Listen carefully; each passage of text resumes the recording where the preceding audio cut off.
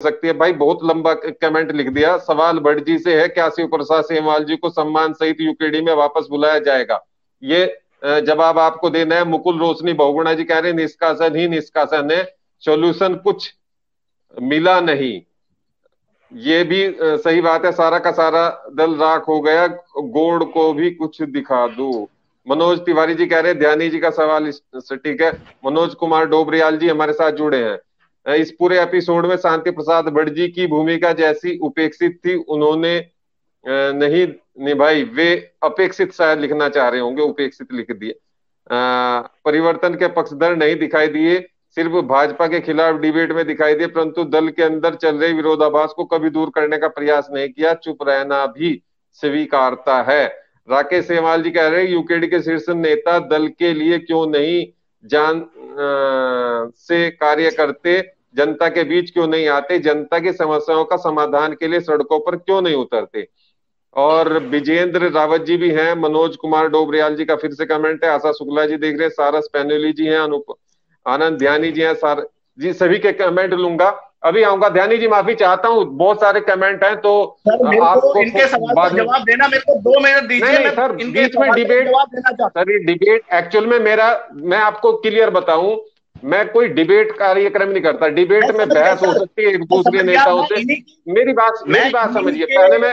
मैं सुनिए आप मेरे को सुन, ये थोड़ा सा मैं दर्शकों को भी बताना चाहता हूं। बहुत सारे दर्शक ये भी सोचते हैं कि ये डिबेट का कार्यक्रम है। डिबेट में क्या है कि 2-3 नेताओं को अलग अलग विचारधाराओं के भिड़ाने जैसी बात है। आजकल ये डिबेट आप टीवी में देख रहे होंगे और बहुत सारे चैनल्स पर आप देख। 1 मिनट सर, पहले मुझे बोलने दीजिए, आप मेरी बात सुनिए।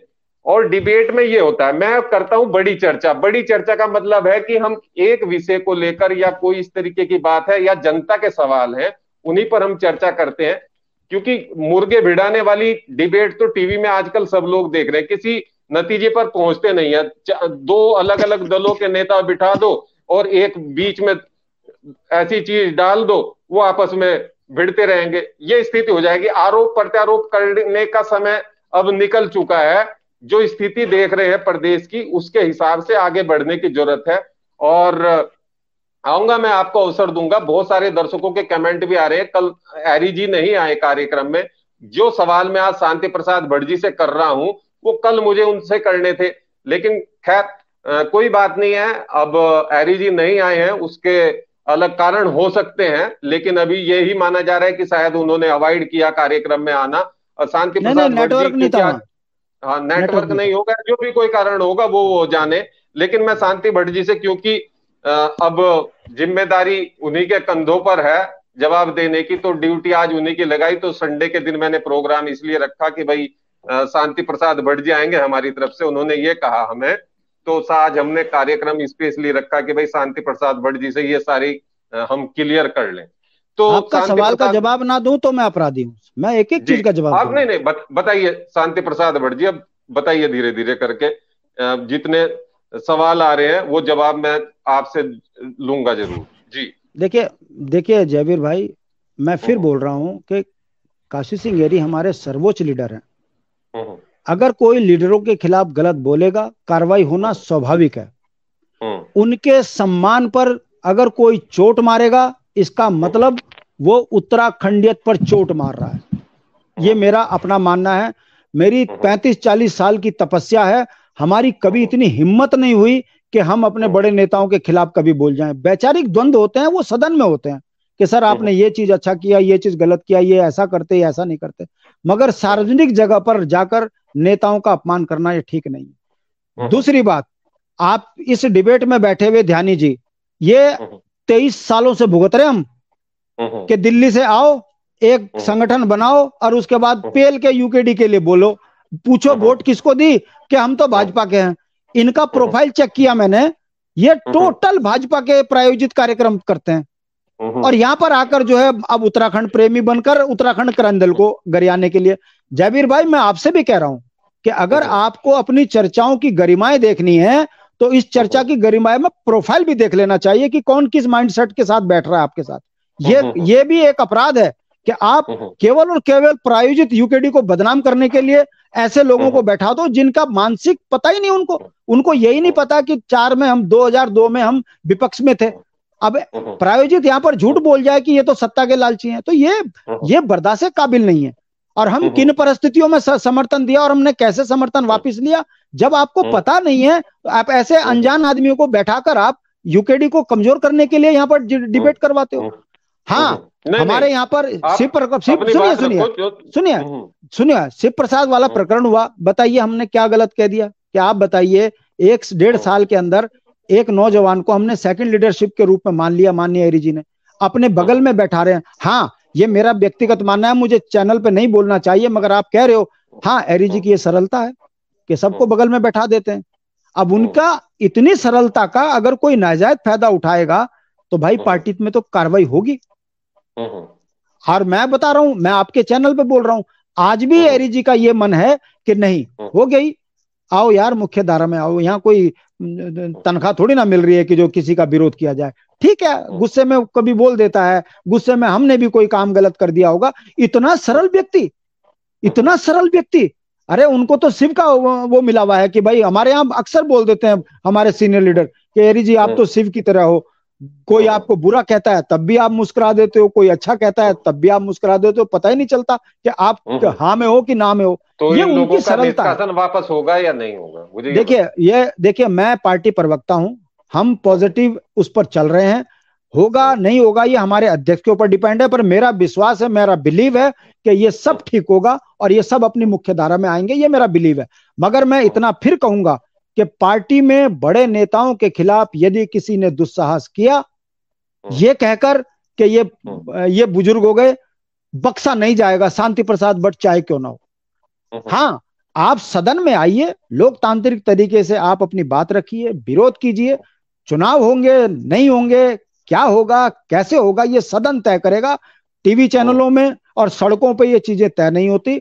मर्यादा में रहना हमारा नैतिक कर्तव्य है, और मर्यादाओं में यदि नेता रहेंगे तो निश्चित रूप से इस राज्य के लिए फायदेमंद रहेगा। मैं बहुत व्यथित हूं इस बात से कि मैं नंगा कर दूंगा, मैं टांग दूंगा और मैं पैंट से नीचे, ये क्या है? ये व्हाट इज दिस? आप भविष्य हो उत्तराखंड का। अगर भावना आहत हुई, हमने पूछा उनसे सवाल, उन्होंने कहा कि भाई ठीक है, मेरे से अगर कोई गलती हुई है, उनको लग रहा है तो मैं। जबीर भाई, वो मैं कह रहा हूं मेरा भाई है, मेरा राज्य का नेता है वो, मैं उसके प्रति द्वेष भाव नहीं रख रहा हूं, मगर मैं कह रहा हूं जबीर भाई, आप टीवी चैनल में चला रहे हो, अपना एंकर हो ना, आपकी टंग स्लिप हो जाएगी, आप क्षमा मांग लोगे, मगर आप 22 होकर अगर कोई गलत काम करोगे तो घेरे में आओगे।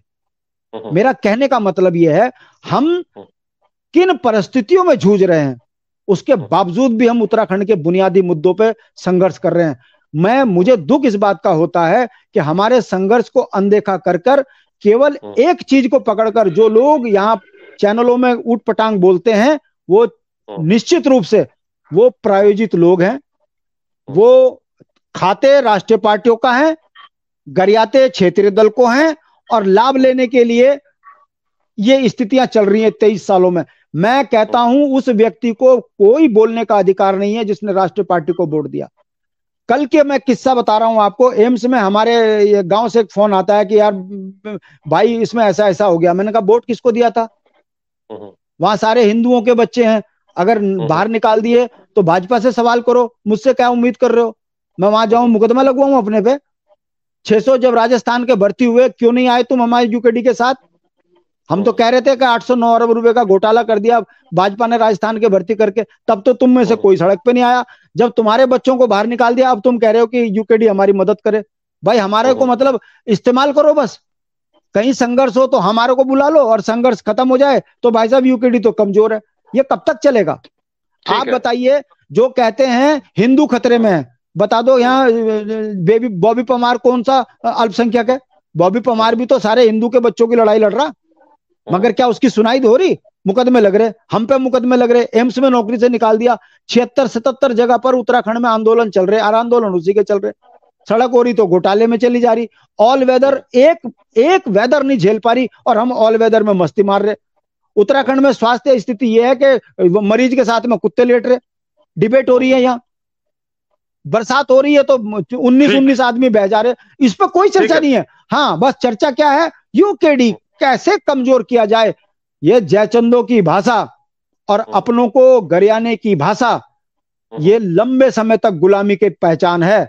मैं कह सकता हूं शांति प्रसाद भट्ट गलत है, दरकिनार करो, मगर उत्तराखंड क्रांति दल का जो विचार है, क्षेत्रता, जिस विचार पर यह राज्य बना है, उस विचार को इतना बदनाम मत करो कि आने वाली पीढ़ी अपने पूर्वजों को ये पूछे कि आपने के रहते हुए ये कैसे राष्ट्रीय पार्टियों के लोग यहाँ सत्ता में आ गए और हमको गुलाम बना गए। अरे जल, जंगल, जमीन, रोजगार, स्वरोजगार सब बिक गया, राज्य कर्ज में डूब गया, और सवाल जनता में वो जो हरकतें करते हैं कि साहब ये तो गलत हो रहा है। अरे साथ आओ ना, कंधे से कंधा लगाओ ना, लट खाओ ना हमारे साथ। अगर ना उत्तराखंड के अंदर आपकी सरकार और आपकी पहचान की कार्य होने लगे तो मैं राजनीति छोड़ दूं। दुख होता है कि प्रायोजित तरीके से लोग गलत बोल देते हैं, ऐसा नहीं बोलना चाहिए। हम संघर्ष कर रहे हैं और हमारा विश्वास है हम बहुत जल्दी उभरेंगे और इस राज्य के बुनियादी